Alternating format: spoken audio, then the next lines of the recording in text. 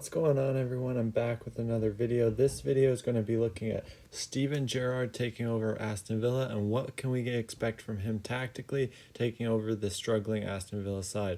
Pretty surprising appointment by Aston Villa considering Dean Smith's history and his success last season with this Aston Villa side. This is really their first dip in form, 5 straight losses, but Aston Villa have hired Steven Gerrard to take over the side, which they hope Steven Gerrard can bring his success from Rangers into the Premier League. And before we get into the tactics behind Steven Gerrard and his management style, please check out both my books. They're online on Amazon. There's links in the description below. Also, check out Efficiency Match in the App Store. But let's get right into the video. So Steven Gerrard likes to play with a back 4, as we see here, 3 midfielders and 3 narrow forwards with 2 inside wingers and a lone striker. So at the back, we'll probably see Target on the left, Mings as the left central defender, either Konsa or Twanzebe as the right central defender, and Matty Cash on the right. Then, when Douglas Luiz comes back from injury, I suspect he'll play through the center with Nakamba and Sean McGinn to either side of Douglas Luiz. And these players, these 3 midfielders, will be crucial for Aston Villa in the Steven Gerrard side, as they have a very solid midfield 3 that are very much box-to-box midfielders and resilient defensively, which is crucial for Steven Gerrard coming from Rangers, where the biggest challenge he faced was breaking down a low block. Now he'll then have to use the low block probably a little bit more coming into this Aston Villa side. But then the biggest unique quality about Steven Gerrard is their front 3. So these 3 players, the 2 inside wingers, play as natural number 10s or inside forwards with 1 lone forward. So from here, what does this look like tactically moving forward? What type of concepts can we expect to see?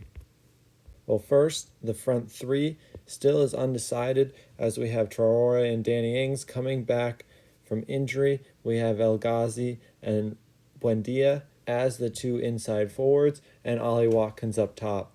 I'd be surprised if Steven Gerrard went with 2 forwards of Danny Ings and Ollie Watkins, but that could happen, and I think Traore will play a massive role when he comes back as well. But tactically, the midfield 3 will stay in the central 3 corridors.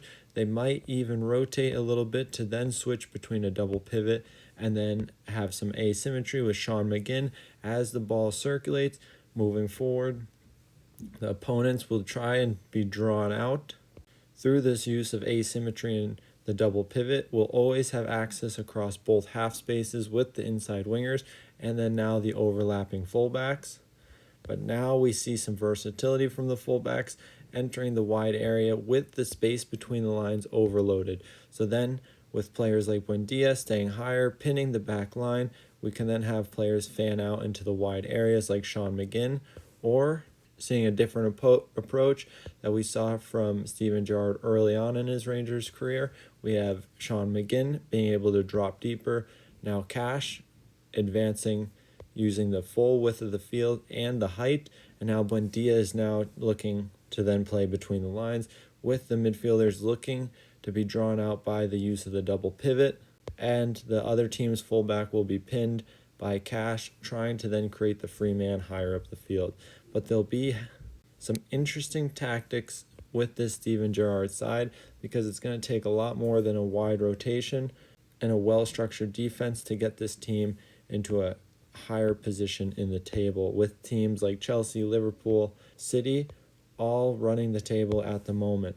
But what we can say for certain is the fullbacks will create width, the inside forwards will often make inside runs, play as natural number 10s, and look to overload the space between the lines, work off of each other. Especially players like Sean McGinn will probably look to attract defenders, creating space for Buendia, or to progress around the opposing team's block through Matty Cash. Now the biggest question probably for me is who's going to play in that number 9 role. Ollie Watkins likes to make runs through the half spaces, which could pose some problems with an imbalanced side. Having too many players making runs in the half space might make it congested and easier to defend.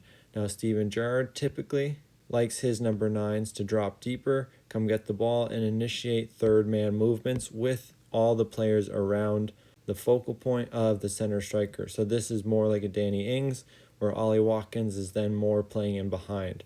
But these are all interesting ideas and a very unique way of playing. So let me know what you guys think in the comments below. What do you think Steven Gerrard will do with this Aston Villa side? And I'll see you in the next one.